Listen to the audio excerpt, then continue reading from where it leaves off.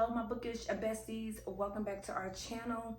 Y'all, judging by the title, y'all already know I'm doing my monthly wrap up, and this month was a slow reading month for me personally.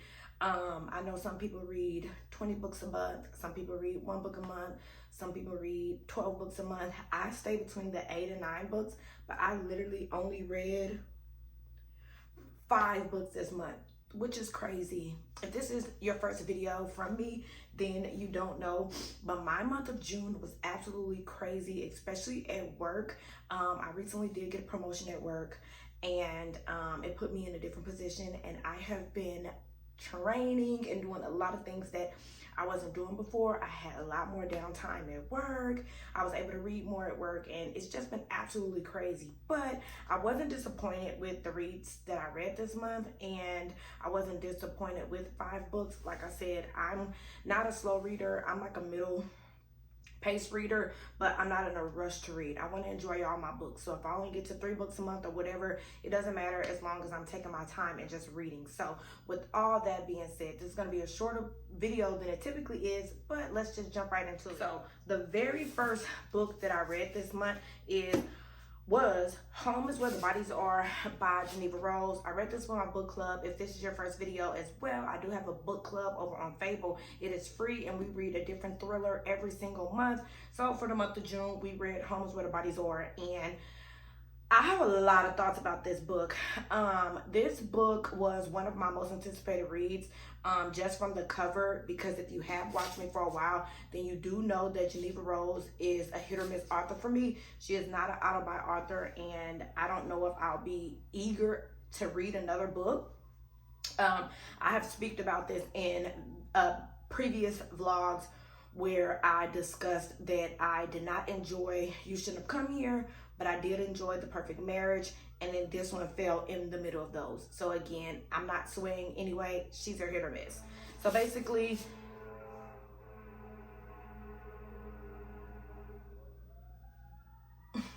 okay, hopefully they're safe because that was a fire truck. Anyway, so this is about some siblings who their mother passed away. Their father had already disappeared, so their mother passed away. 2 of the siblings still lived in the same city. One of them actually lived with their mother, taking care of them, and the other sibling, whose name is Michael, I want to say. Nicole, yep, Michael, and Beth. So Beth already lived there with her mom. Nicole, she lived in the city, and Michael was the one who moved away, and he came back after their mother died. So the premise of this book was all 3 of the siblings come back together. They go through the house, and you know, their mother died, so they're trying to like see what they're keeping, what they're saving, trying to figure out, are they going to save the house? Are they going to sell the house? Like, what are they going to do? They run across a box of VHSs. They start watching them, and things unravel. I gave this book 3.5 stars. It was okay. I wanted more murder, blood, thrilling. Like, to me, this book felt like a literal Lifetime movie. It felt like sibling rivalry. Like, I felt like we were literally just watching siblings have rivalries and banter back and forth. And although I did enjoy some of it, and my favorite sibling was Nicole, I just felt like we spent so much of this book kind of like learning about them and them going back and forth, arguing and all that, more than actually figuring out what was going on and all that. So I gave it 3.5. It was okay. Will I read another book by her? Sure. Will I be eager to read it? No. One thing I will say about her is the book goes crazy. Like, this looks so fire. You know, even with the rated T for thrilling, and you know, this is what the book actually looks like without the book cover. Like, it's fire. I'm not gonna lie, but it was just okay. Nothing that I would rave about, and honestly, nothing I would recommend. So I gave this 3.5 stars. The next book I read was Annie Bot. I don't own that book. I think I got it from the library.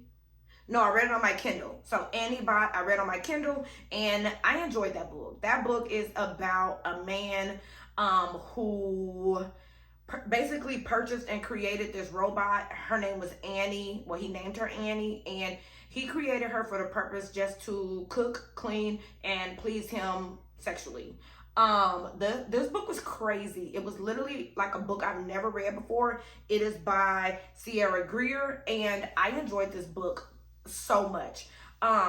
It is a little bit weird. So like I said, if you can get past the whole kind of like blow up doll sex toy type of thing, it was really good. So as Annie is like learning more and becoming more human and, you know, learning how to have feelings, she does some incredible things, and I enjoyed the book. I will say that it was a little bit triggering, and I don't know if this is a spoiler or not, but the main character, I want to say his name was Doug.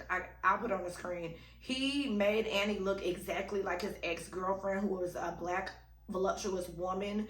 And I just thought that was odd because he was like a white guy. So some of the references and some of the things that happened in the book, I was like sitting there with my mouth open, but I enjoyed it. I gave Annie about 4 stars. I definitely do recommend it to people. It is a book that I've never read before. Unlike a book I've never read before, because it wasn't a thriller, it wasn't a horror, it wasn't a mystery. It was literally like, I don't even know what you would categorize Annie by, but the cover is stunning and the message was really good, and I enjoyed the book. I love how it ended, and I definitely would read more from Sierra Greer. So yeah, I gave Annie by 4 freaking stars. The next book that I read, and y'all, I'm pretty upset about it. Not upset, but let's just get into it. So the next book I read was The Housemate is Watching by Big Frida McFadden. And if you know about this series, then you know it is the Housemaid series, and it's the Housemaid and the Housemaid Secrets. And the next one is, I'll put on the screen, The Housemate is Watching. Now, I read these 2, ate them right on up, enjoyed them so much, especially the first one. The first one is my favorite. I know a lot of people love the second one, but the first one, ate it right on up. Loved it.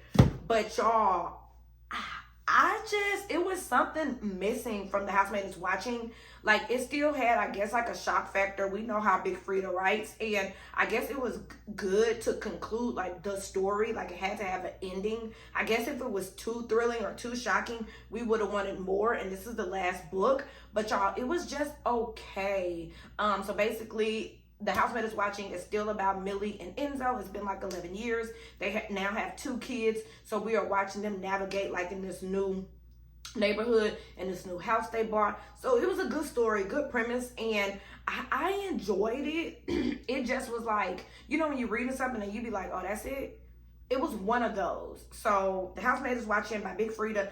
It ended. It needs to end. Like I said, the first one was my favorite. If y'all have read it, let me know what was your favorite. But I gave The Housemaid is Watching 3.5 stars.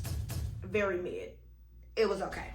The next book that I read is actually a library book. I've been so busy, I have not even been back to the library, but that changes today in another vlog. But I read Into the Black Nowhere by Meg Gardner.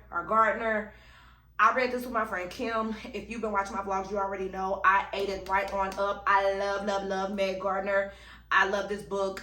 I love reading it with Kim. Basically, we read the first one, which was unsubbed. So this is the book number 2, and basically it's about Caitlin Hendricks. She's an FBI, and she has been following and trying to capture serial killers, and before her dad did it. In the first book, a lot of crazy stuff started happening, and book 2 never disappointed. It did not disappoint. I got this book 5 stars. Ate it right on up. If you like crime, FBI, police, detective type thrillers, grab it. It's so good. Kim and I enjoyed it. We both gave it 5 stars. And actually, I already have the third one. I got it from the library as well. It's The Dark Corners of the Night. I got it from the library. I'm going to renew it because no one's waiting for it, and I'm happy about that. I'm going to renew it, and Kim and I are going to read this in July. And it's just going to continue the series with Caitlin Hendricks. But yeah, it's The Dark Corners of the Night. And I'm not even a series girl. So for me to continue to read these books by Meg Gardner, you already know it must be good. So yeah, 5 stars. And the last book that I read for June was Pretty Grust by Karen Slaughter. Now, this book right here, when I first got it, remember I told y'all, I was like, oh my God, this book's so short. It's only 24 chapters. I'm gonna eat this book right on up, y'all. It took me so long to finish this book. And I feel like even if I wasn't dumb busy at work, I feel like it still would have took me a long time. For one, the writing on the pages are really, really small. So I went over to my Kindle and the chapters are so long. So I'm just throwing that out here right now. If you don't like long chapters, are not used to long chapters like I wasn't, I felt like even though the book was good and I was eating it up, it was so long and draining because of the chapters. They are insanely long, but I end up enjoying the story. This is basically about a woman and her sister, Claire and Lydia. Claire's husband is killed, and it brings Lydia and Claire back together. They start trying to, figure out what happened to their sister, because their sister Julia went missing like how many years ago? 30 years ago or something crazy. So her and her sister, they finally reconnect after not talking for a long time, and they go on this crazy like adventure trying to figure out like what happened to her sister. Was there something strange behind her husband's death? Like what really went on? So it was really good. I ended up giving it 4 stars, but I just really disliked the long, crazy chapters. Like it just did not do it for me.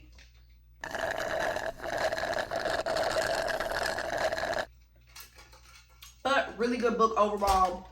I enjoyed it.